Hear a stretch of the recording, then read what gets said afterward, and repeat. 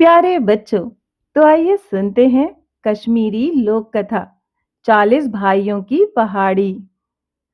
कई साल पहले कश्मीर की ऊंची पहाड़ियों में एक धनी किसान रहता था जिसका नाम द्रूस था।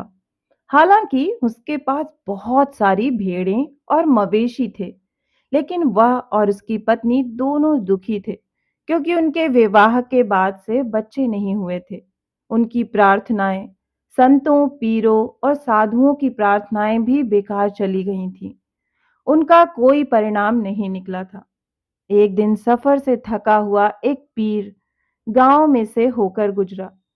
वह श्रीनगर में बागों और मेवे के उद्यानों के बीच आराम करने के रास्ते में था।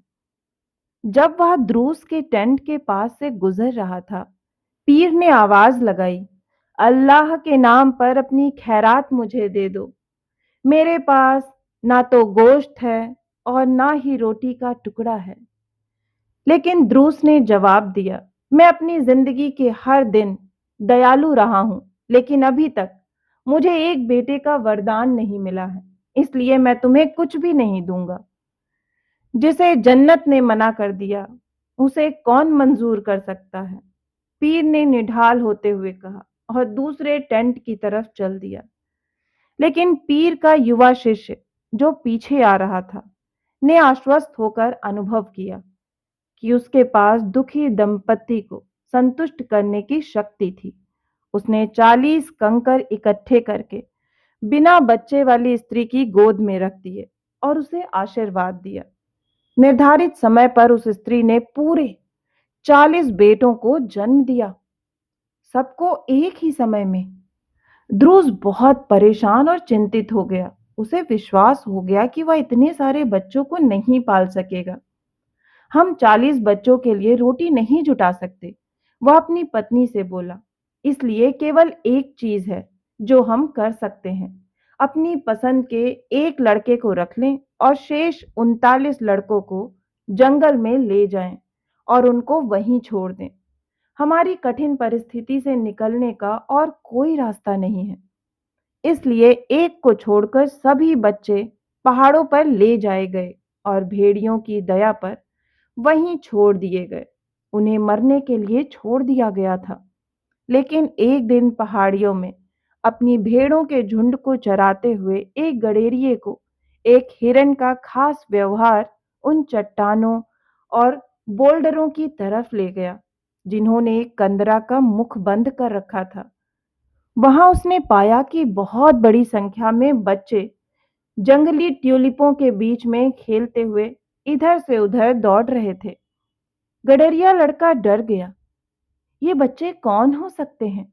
उसने आश्चर्य से सोचा, ये इस निर्जन इलाके में कैसे आए? शाम को उसने अपने अनुभव के बारे में अपने पिता को बताया और वह खबर ऐसे फैली जैसे उसे हवा ने फैलाया हो। अंततः यह बात द्रूस तक भी पहुंची। वह फौरन समझ गया कि उस निर्जन क्षेत्र में खेलने वाले बच्चे उसके अपने थे। कई महीनों से वह पछता रहा था और दुखी था, लेकिन अब वह खुशी से झूम उठा। वह उस पहाड़ी की तरफ दौड़ा जहां उन्हें देखा गया था। उसने वहां देखा कि वे नन्हे नन्हे बच्चे जंगली जैतून और पिस्ता के पेड़ों के बीच छुपी छुपा खेल रहे थे। सभी बच्चे एक दूसरे से मिलते थे और बहुत सुंदर थे, लेकिन अजनबियों से शर्माते थे। जब द्रूस उनसे बोला तो वे दौड़ गए और खुद को गुफाओं में छुपा लिया। उसने एक दिन और एक रात उनका इंतजार किया, लेकिन वे अपने छुपने के स्थान से बाहर नहीं आए और वह भारी मन से अपने घर लौट आया।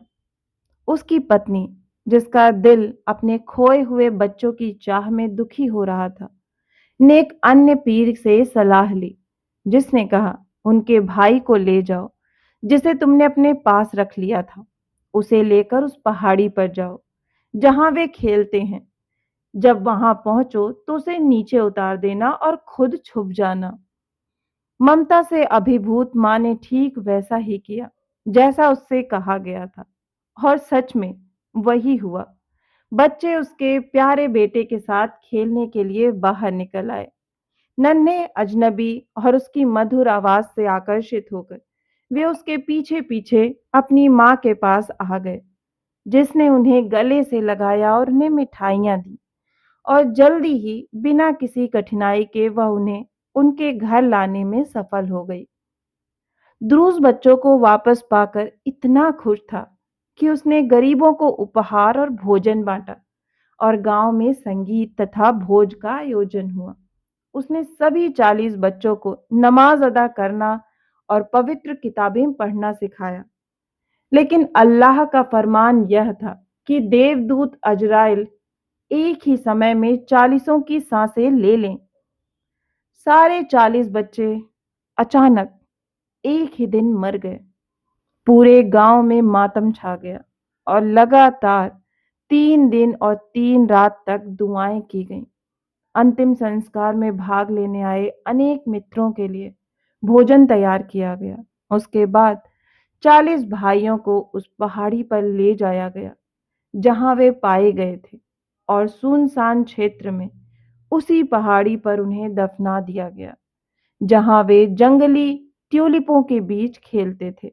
और आज के दिन तक बच्चे अभी भी रहस्यमय पर्वत पर घूमते हैं, जिसे कुचहलतान 40 भाइयों की पहाड़ी के नाम से जाना जाता है। तो बच्चों, आपको ये कहानी कैसी लगी? मुझे आशा है कि आपको ये कहानी बहुत ही पसंद आई होगी। अगर आपको कहानी पसंद आई है तो इसे अपने दोस्तों के साथ शेयर करें। और हाँ, इसी तरह की मनोरंजक कहानियां सुनना चाहते हैं तो इस चैनल से जुड़ें और इसे सब्सक्राइब करना ना भूलें। फिर मिलती हूँ एक नई कहानी के साथ। तब तक आप सभी अपना खास ख्याल रखें।